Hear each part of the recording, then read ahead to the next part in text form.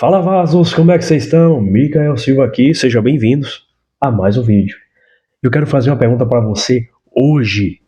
Quantos sonhos eles morrem dentro da própria casa? Quantos projetos eles nunca viram realidade devido à procrastinação ou até mesmo devido a uma circunstância que é a seguinte: muitas das vezes você quer falar o seu projeto dentro de casa para as pessoas que estão próximas, e as pessoas, por te amarem e ter uma certa proteção, elas acabam desestimulando você a correr atrás desse sonho. E eu pensei em fazer esse vídeo justamente pela sugestão do meu barbeiro Wesley. Aliás, grande abraço, meu amigo. Ele falou essa frase: Micael, você sabia, mano, que a maioria dos sonhos eles morrem dentro de casa? Eu falei, caramba, eu acho que eu já ouvi isso em algum lugar. Mas sabe quando não tinha feito aquele estalo ainda?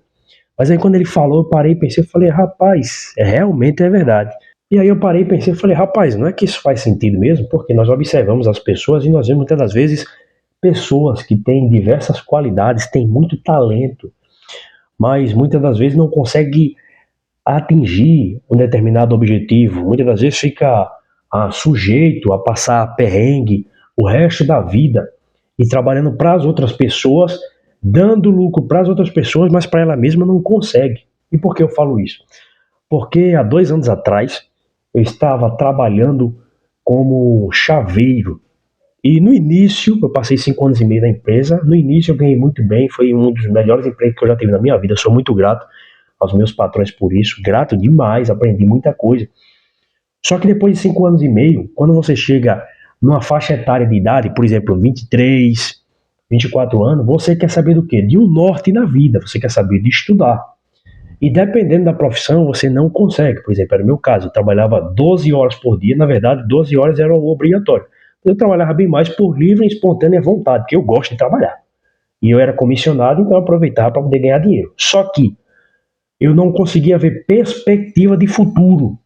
E também financeiramente já não estava mais compensando porque eu estava numa loja um pouco mais fraca, e aí os rendimentos, uma loja fraca, uma loja nova, e aí eu tinha perdido também a questão da motivação. Não era aquilo que eu queria para a minha vida. Eu comecei a entrar, tipo assim, crise existencial. Comecei a olhar e falar, cara, peraí, e daqui 10 anos, se eu continuar aqui sem estudar? Os meus amigos estão tirando carteira, estão fazendo faculdade, ah, não ganham o mesmo tanto que eu, mas logo logo vão começar a ganhar mais. Na verdade, já no finalzinho que eu estava na empresa, eu estava ganhando um pouco menos, né?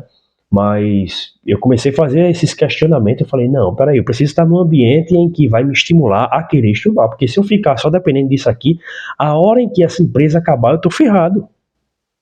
E aí, graças a Deus, sempre tive uma boa relação com os meus patrão, sempre gostei muito dos meus gerentes, cara, são pessoas fenomenais. Eu conversei com eles, eles deram o maior apoio, falaram, não, Mica, realmente, você precisa estudar, você tem jeito, tem talento, tá bom? Você precisa buscar algo para você desenvolver. E aí foi onde, junto do meu irmão, eu conversando e tal, eu consegui uma vaga na empresa a qual eu trabalho hoje, e que meu irmão ele já trabalhava há bastante tempo lá.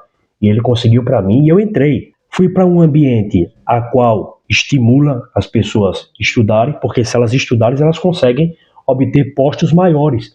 E aí, dentro desse ambiente, que fazem 2 anos, foi onde eu comecei a enxergar mais possibilidade de não ser, por exemplo, um CLT pro resto da vida. Porque eu comecei a estudar mais, a ler livros, comecei a fazer faculdade, comecei a ter um contato maior ainda com as questões de investimento, e aí foi onde a possibilidade abriu para mim, principalmente aqui na internet. E estando nesse ambiente, eu comecei a enxergar essas possibilidades, não somente dentro desse ambiente, mas porque esse ambiente me proporcionou um start de que se você estudar, você consegue sair daquele posto ao qual você está atualmente. Vai ter momentos na nossa vida que nós precisamos fazer o quê? Escolhas. Se há 2 anos atrás eu não tivesse tomado essa decisão de sair da empresa a qual eu estava e entrar nessa ganhando um pouco menos, porém trabalhando menos horas e estando exposto em um ambiente a qual pudesse me dar a oportunidade de crescer, eu estaria ganhando o mesmo tanto ou até menos, provavelmente frustrado Então hoje na empresa meu salário já aumentou em torno de 3 vezes e agora eu estou mudando de setor, depois de 2 anos, entende? Então é algo que você precisa refletir. Só que é real, quando você está com um projeto e você começa a comentar dentro de casa, as pessoas que estão ali, se não forem muitas vezes uma pessoa de um sangue empreendedor, muitas das vezes elas vão tentar proteger. E qual que é essa proteção? Olha, não vá para o desconforto. Outro ponto é o seguinte, geralmente isso é uma tarefa da mãe. A mãe ela tem essa questão da proteção. Então ela vai proteger o filho, para que o filho não se exponha ao perigo. Já o pai não. O pai ele impulsiona para o desafio, para poder se tornar homem. O pai ele vai jogar você para o mundo. Olha, vai que a sua vai se ferrar aí, para que você desenvolva, você cresça e vire homem. Se vira, meu irmão. Já a mãe não, ela tem esse senso de proteção. Quando você sai de dentro de casa e você vai para dentro de um relacionamento, vai para dentro da sua casa, vai para dentro de um casamento, muitas das vezes essa característica de mãe é transferida para sua esposa. E foi isso que eu estava conversando com o meu barbeiro. Ele falou, ô Michael, é isso que acontece, mano. Essa proteção da mãe sai, vai para a mulher. E aí aqui é um problema, porque o que acontece? A mulher ela vai ter esse senso de proteção do homem ali, para que ele não se arriscar, porque se ele se arriscar e perder tudo, os dois vai pro buraco. Só que ao mesmo tempo, a mulher, ela admira um homem que ele é desbravador, que ele é líder, que ele vai pro desafio e consegue cumprir. Se o cara, ele não é líder, se o camarada, ele não cresce, ele não quer se desenvolver, a mulher começa a perder a atração, inclusive fisicamente. Esse que é o dilema, entendeu? Ao mesmo tempo que ela quer proteger, você não pode se deixar ser, digamos, domesticado no quesito de ser tomado pela proteção excessiva, porque senão ela mesma, devido à natureza dela, acaba perdendo a questão da atração. E aí o que acontece? A mulher ela vira o quê? O homem da casa. E geralmente isso acontece na maioria dos casos quando ela tem o quê? Um posto de relevância maior do que o seu. Isso não é questão de machismo, é uma questão de estudos científicos. Existem várias pesquisas nesse quesito, de que quando você entrega salários mais altos para a mulher de determinada região, a fertilidade ela despenca. Quando você dá salários mais altos para homem da mesma região, a fertilidade ou a natalidade explode, porque a mente do homem é juntar riqueza para construir uma família e ter mais filhos. Essa é a mente do homem. Então, todo o dinheiro que o homem junta é para construir a sua família e distribuir entre os seus, entregar na mão da sua esposa, ter mais filhos para poder ter o quê? Dar continuidade ao seu legado, à sua geração, ok? Um exercício básico, de tal maneira que acontece muito isso. Quando o homem ele recebe o salário, na maioria das vezes ele entrega na mão da esposa.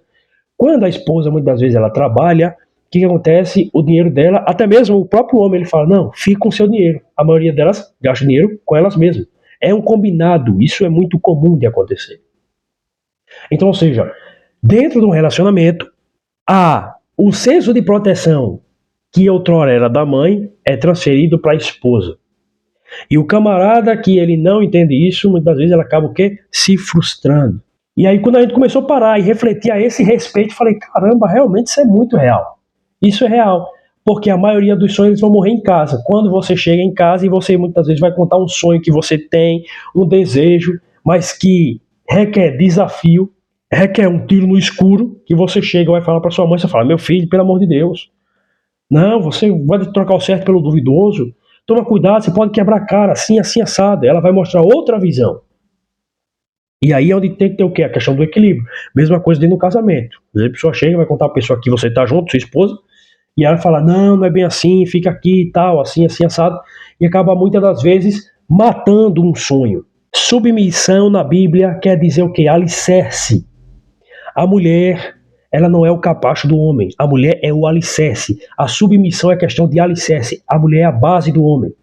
Ou seja, o homem nesse desafio ele vai saltar, mas quando ele começar a pousar, é na mulher sábia, que é o alicerce dele, que vai segurar, para que ele possa pegar mais impulsão e pum, subir. Se esse camarada não tem uma mulher, ou seja, um alicerce bem fundamentado, é uma mulher que vive dando chilique, vive dando trimelique, muitas das vezes promove instabilidade dentro do lar. Isso é questão de estudo, isso é base. Inclusive isso é bíblico. A mulher sábia, ela edifica a sua casa, mas a tola, por ser um falso alicerce, derruba. O cara pulou, pum, acabou. É isso. Submissão não tem nada a ver com ser o quê? Capacho de ninguém. Submissão é ser fiel à missão. É o quê? A base. A base. Já ouviu aquela frase? Por detrás de um grande homem há uma grande mulher? Simplificando, por detrás de grandes homens, principalmente visionários, há uma grande mulher como seu alicerce, ou seja, o alicerce desse camarada é a mulher dele. Do contrário, também é verdadeiro. Por detrás de um grande homem tolo, há um grande alicerce tolo, um grande alicerce deturpado. Por quê?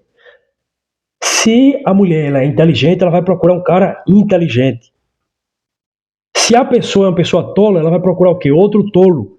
Porque um sábio com um tolo não combinam.